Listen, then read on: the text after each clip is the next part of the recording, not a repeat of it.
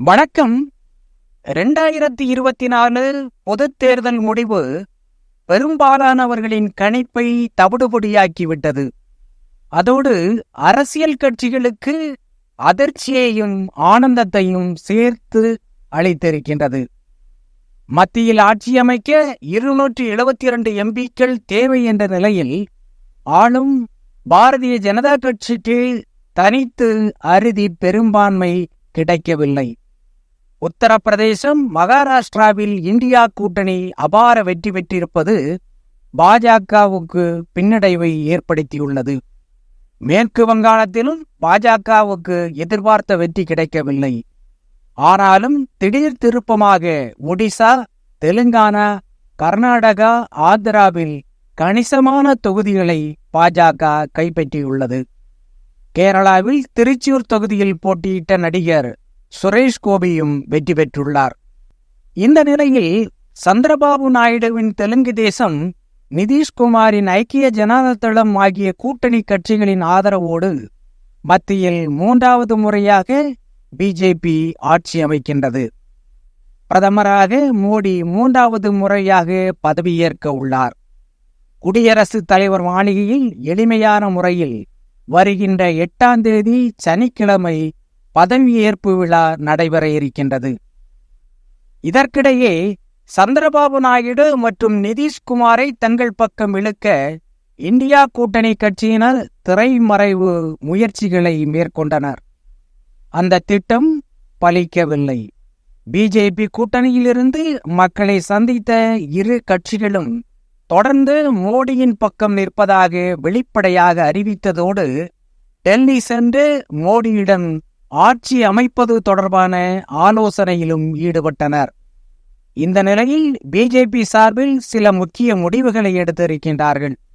அதன்படி நிதிஷ்குமாரை தக்க வைத்துக் கொள்ள அவருக்கு துணை பிரதமர் பதவி கொடுக்கப்படும் என்று தெரிகின்றது. ஆந்திர முதல் மந்திரியாக பொறுப்பேற்க இருக்கும் சந்திரபாபு நாயுடுக்கு தேசிய ஜனநாயக கூட்டணியின் ஒருங்கிணைப்பாளர் பதவி வழங்கவும் திட்டமிட்டிருப்பதாக தெரிகின்றது.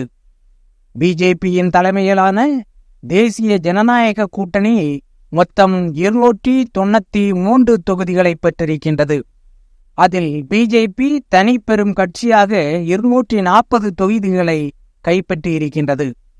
தெலுங்கு தேசம் 16 இடங்களிலும், ஐக்கிய ஜனதா தளம் 12 இடங்களிலும், சிவசேனா ஷிண்டே பிரிவு 7 இடங்களிலும், கூட்டணியில் உள்ள இதர கட்சிகள் மீதமுள்ள இடங்களையும் பெற்றுள்ளன.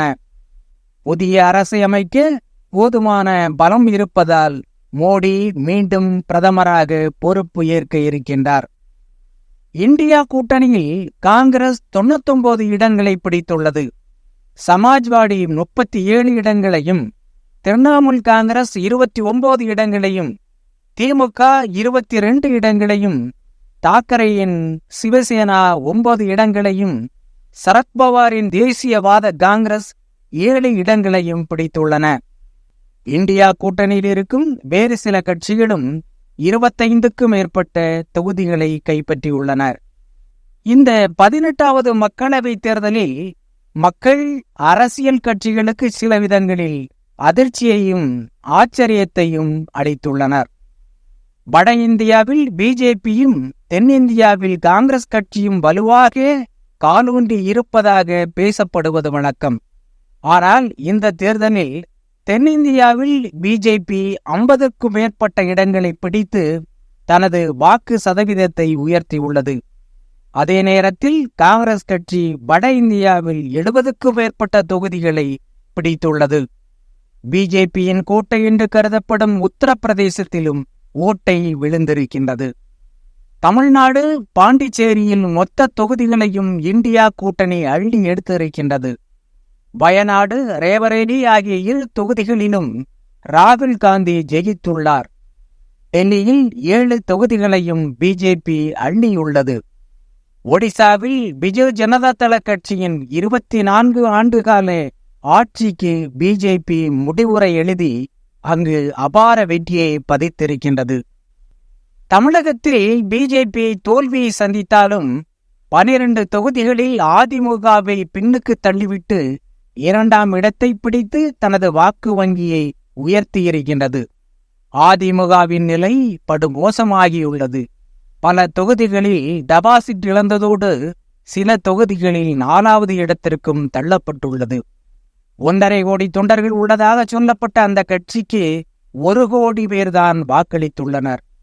உத்தரப்பிரதேச மாநிலத்தில் பகுஜன் சமாஜ் கட்சி முழுமையாக தோற்று மாயாவதி காணாமல் போயிருக்கின்றார். காஷ்மீரில் முன்னாள் முதல்வர்களான உமர் அப்துல்லாவும் மெஹபூபா முஃப்தியும் தோல்வியை தழுவியிருக்கின்றார்கள். பலருக்கு அதிர்ச்சியையும் ஆச்சரியத்தையும் கொடுத்திருக்கும் இந்த தேர்தல் முடிவுகள் ஒரு வரலாற்று திருப்பத்தையும் உருவாக்கியுள்ளது. 1962ஆம் ஆண்டுக்குப் பிறகு முதல் முறையாக ஒரே அரசு 3வது முறையாக வென்றிருப்பது சரித்திர சாதனையாகும். நேருவுக்கு பிறகு அந்த சரித்திர சாதனைக்கு மோடி சொந்தக்காரராகி இருக்கின்றார். ஆனால் கடந்த 2 முறையும் மோடியால் தன்னிச்சையாக செயல்பட முடிந்தது.